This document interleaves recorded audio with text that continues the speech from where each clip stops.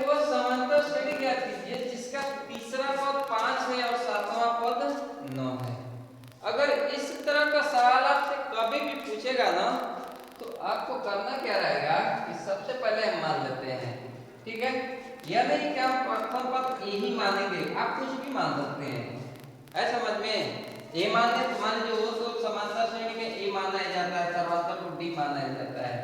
तो मान लीजिए हम कह रहे हैं कि अगर इस तरह का सवाल दे रहा है कि जब श्रेणी हमको ज्ञात करना रहेगा और उसमें पद दिए रहेंगे, जैसे इसमें मान लीजिए तीसरा पद दिया है और सातवां पद दिया हुआ है, तो इस तरह से उसमें पद दिए रहेंगे। अब जब इस तरह से पद दिए रहेंगे तो सबसे पहले हम मान लेंगे, माना कि समांतर श्रेणी का प्रथम पद है तथा सर्वांतर डी। यहाँ तक क्लियर हो गया। इसके बाद में हमारा n वां पद का यह सूत्र होता है कि n वां पद बराबर में a plus n minus 1 into D, हमारा सूत्र है, ठीक है।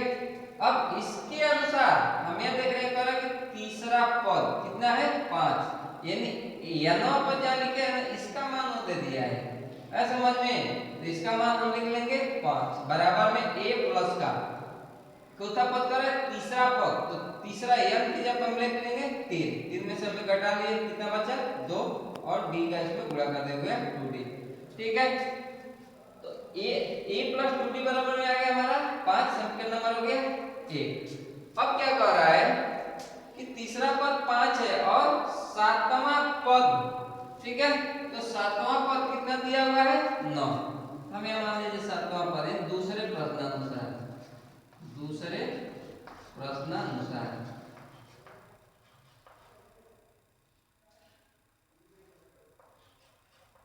ठीक है, द्वितीय प्रश्नानुसार। दूसरे में क्या कह रहा है कि सातवां पद कितना दिया है 9 दिया है, तो हम कर लेंगे कि 9 बराबर में a प्लस का, अब यहाँ पे हम यहाँ लिख लेंगे 7, तो हो जाएगा 7 माइनस का 1 इंटू में d बराबर में a का मान दिया नहीं है, तो हो जाएगा a प्लस का 7 में से 1 घटा दीजिए, कितना बचा 6, अब इसका d में गुणा कर दीजिए तो हो जाएगा 6d, यानी a प्लस का 6d बराबर में हमारा आ जाएगा 9, समीकरण नंबर हो गया 2, ठीक है। अब यहाँ से a और d का मान निकाल लेंगे। क्यों मान निकालेंगे?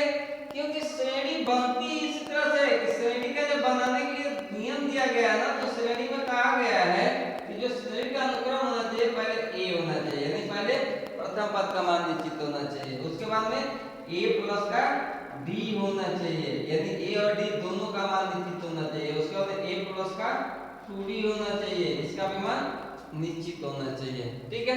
इसीलिए हमको a और d का मान यहाँ निकालना पड़ेगा।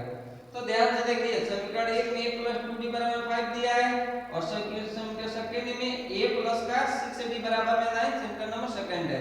यहाँ हम देख रहे हैं कि a का भी गुणांक 1 है, यहाँ a का भी गुणांक 1 है, दोनों के गुणांक समान है। तो जब दोनों के गुणांक समान होगा तो हमको गुणांक बराबर करने की जरूरत ही नहीं है। हम यह देखेंगे कि दोनों के चिन्ह क्या है, तो देख रहे हैं इसका भी प्लस है, इसका भी प्लस है।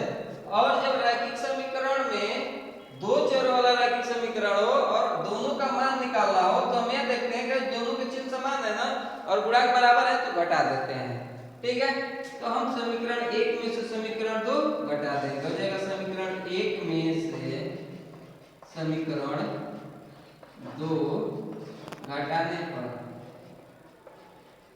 ठीक है, ये भी माइनस हो गया, ये भी माइनस हो गया, ये भी माइनस हो गया, तीनों ऋणात्मक हो गए, तो माइनस से प्लस से कट गया, माइनस का 6d प्लस का 2d, तो हो जाएगा माइनस का 4d बराबर में माइनस का 9 प्लस का 5 हो जाएगा माइनस का 4, माइनस से माइनस कैंसिल, तो यहाँ से d बराबर में हो जाएगा 4/4, d का मान क्या आ गया हमारा 1।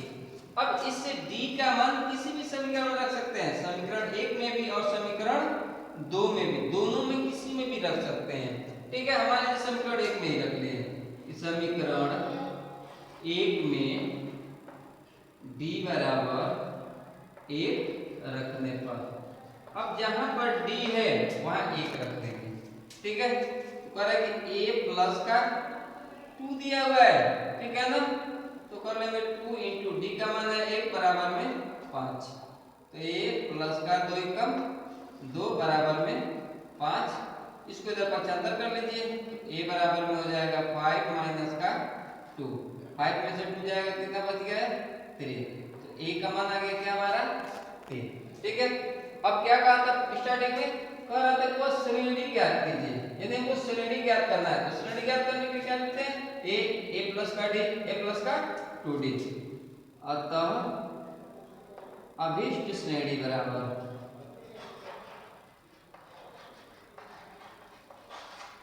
क्या हो जाएगा, a का मान a प्लस का d का मान a प्लस का 2d का मान डॉट डॉट कर लीजिए। ठीक है, इसके बाद श्रेणी आगे बढ़ती जाएगी, प्लस का 3d प्लस का 4d बराबर में a का मान निकला है 3 का मान यह दिया हुआ है आपका 3 धन 1।